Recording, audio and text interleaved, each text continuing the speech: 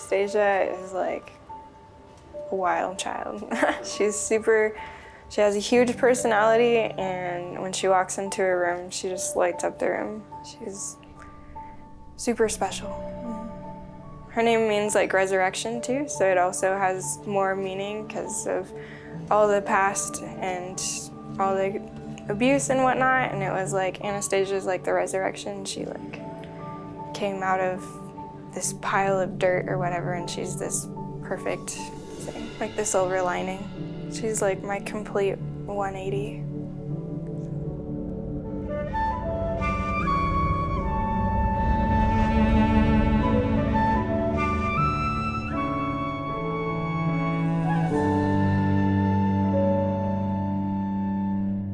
My dad was somewhat in my life. I mean, our relationship really fell apart during that time when he moved on with another woman and I was left with what I felt like was nothing. For me, it was really hard to see, and I kind of grew up and took care of my brother during those times when my mom emotionally just couldn't. I remember playing with him all the time in the backyard, and I'd be like the zookeeper and he'd be like the monkey, and we'd just have tons of memories like that running around the backyard. And I think it did negatively affect me because then that's what I started doing with all my relationships, and mainly my abusive relationships, was because I always needed a man to tell me that I'm good enough and I'm pretty enough, and if he wasn't, then this guy over here was. And so I met Porsche when she was 12, 13, somewhere around there. I was volunteering with Celebrate Recovery here in Moscow, and her family came, and she would always bring a friend. And I taught her how to embroidery, and so we would sew and talk. And then she started talking and eventually started trusting me a little bit. She was a very agreeable, beautiful young woman, young girl at that time, but I could tell that something was hurting. me and Ko kept in contact for a few years, and we stayed on Facebook and saw each other, and we did like a 4-H group for a little bit. But once we kind of went our separate ways is when I started getting into more abusive relationships, and it was one after another, after another, after another. I wouldn't break up with my current boyfriend until I knew I had someone else to fall back on, and it just went back to back. So sometimes in relationships, when our needs are overwhelming, we can dump, to feel better ourselves, we dump all of our emotions on other people. And Portia was one of those people that all of other people's emotions got dumped on. So she was like the emotional garbage dump where people came and they felt better after they talked, but then she was left carrying all their stuff. I met Anastasia's father through one of my boyfriends I was currently dating. He was like the emo guy with the long black hair, and I was this 13, 14-year-old who was still into the emo goth guys. When I got my driver's license at 18, he messaged me again, and we talked for a year without meeting, and I knew then that I should have left, but I didn't. She was being used as a physical and emotional garbage dump. He was very abusive. And when we're in that sort of environment, we can't, people can tell us we need to leave, but we need to believe in ourselves that we deserve more than that. Basically, he got me drunk and then proceeded to like sleep with me, but it's pieces. It's all blacked out really. And after that, he would want to have sex with me all the time, and if I didn't, the consequences were more scary than doing it. He didn't want me going to school, so I'd miss classes. He would chase me around the house. I'd lock myself in rooms because I was afraid of him. He'd hit me, he'd kick me, he'd pinch me. I'd have bruises on my legs and arms. The next time I saw Portia was when she came to Police Care Network, where I work, and she came for a pregnancy test. And she brought her friends with her. So my best friend and I went to Walmart and we got a pregnancy test. Right before I had my first final of finals week, I took it, and it was my stats final, and I was already stressed about it, and the pregnancy test came out positive. I went into my final at 7 a.m. and I failed my final. I messaged my friends in our group chat and I was like, I'm pregnant. I told him we needed to talk. And I went into my final and I came out and my phone had hundreds of messages. He had sent me so many messages. Where are you? What's going on? I need to talk to you. I need to see you. What's happening? He was freaking out and I said, I'm pregnant. Me and my friends sat down and remember my phone was like vibrating like it was ringing because he was so furious with me. We drove to Wish and there was 5 of us, I think. I had this huge group with me and we sat down and KO came out and that's when I just broke and I just hugged her and I cried and she just held me and I was like, I messed up, KO. I just messed up big time this time. And she just hugged me and was like, it's okay. And I was like, you don't understand. Like this time it's serious. Like it's not something I can just fix or whatever. And I remember we were sitting in there and we were going over like the options if I was pregnant. And I said, you can just skip abortion because I will not do that one. The nurse came in and she said, you're pregnant. And I cried a lot. And I felt, honestly, I was devastated at first. It was like the wind was knocked out of us and we were devastated. She says that if she wouldn't have gotten pregnant with Anastasia and come to CareNet, that she might not even be alive now. And that's a pretty powerful statement.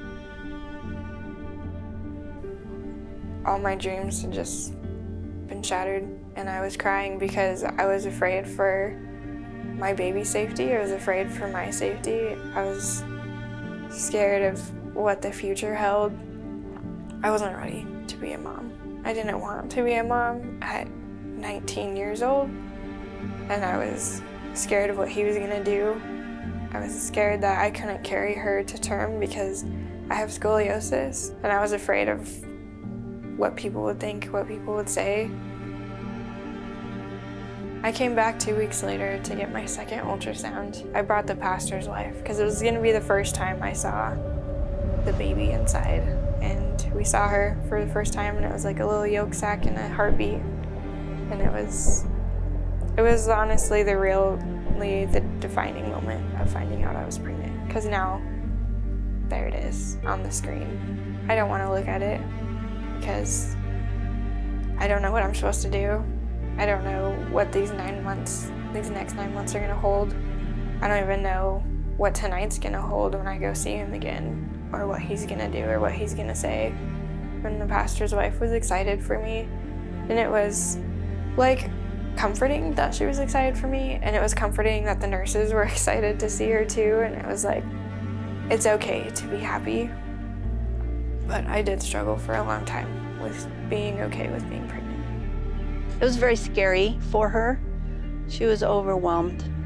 Everybody's overwhelmed. Even mothers who want their babies are overwhelmed whenever they get pregnant. And that was not how she wanted. She's always wanted to have a family, but that was not how she wanted it to happen. And that's one of the ways that we are most helpful in the beginning, is to remind people that we often look forward and we see all the bad things that can happen, but we don't see the unexpected joys that are along the way. And we get to remind people of those, that it's not going to be all bad. There's going to be lots of good in here that you don't even see yet. And we'll walk with you through the bad to see the good. The turning point for me of when I left was after, like, KO and Kathleen would ask me questions and I'd have to answer them honestly, and the answers were sometimes hard and sometimes it was like, yeah, obviously I don't want to be here, but they were also like, I had to think about it. And honestly, like, what about Anastasia? Or is this what you want for the rest of your life? Or do you want to rise up and take care of Anastasia and go to graduate college and give her a better life? So we listened to her, and then we asked her questions, and in such a way that she was able to remember all the things that she had accomplished and how she had overcome the obstacles. We reminded her of the obstacles that she had faced and overcome. I thought a lot about it. The little seed started to grow, and it grew bigger and bigger, and finally it was like, enough is enough. I physically left him the week before school started. We continued talking up until the day before Anastasia was born, and that's when it was completely done. And I didn't contact him again after that. And the last thing I said to him was, don't contact me and stay out of my life forever. So. The thing that I see most commonly when people come into the center and they're overwhelmed by their circumstances is that they cannot see anything good coming. And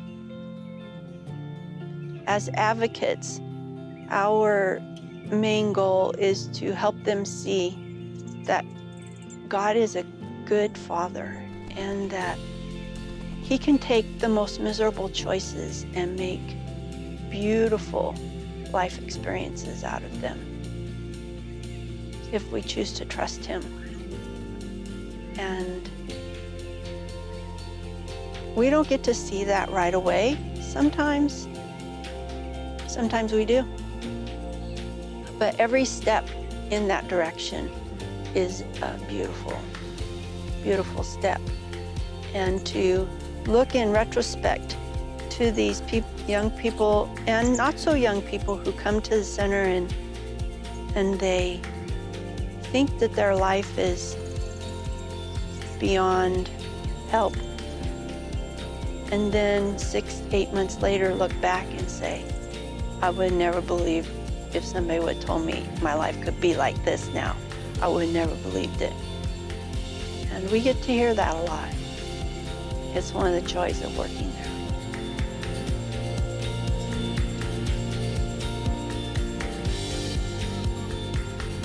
Porsche is becoming the powerful person that God created her to be. He has her on a fast track to somewhere, and she's gonna make a big impact wherever she goes. CareNet has done a lot for me ever since I came in pregnant and scared.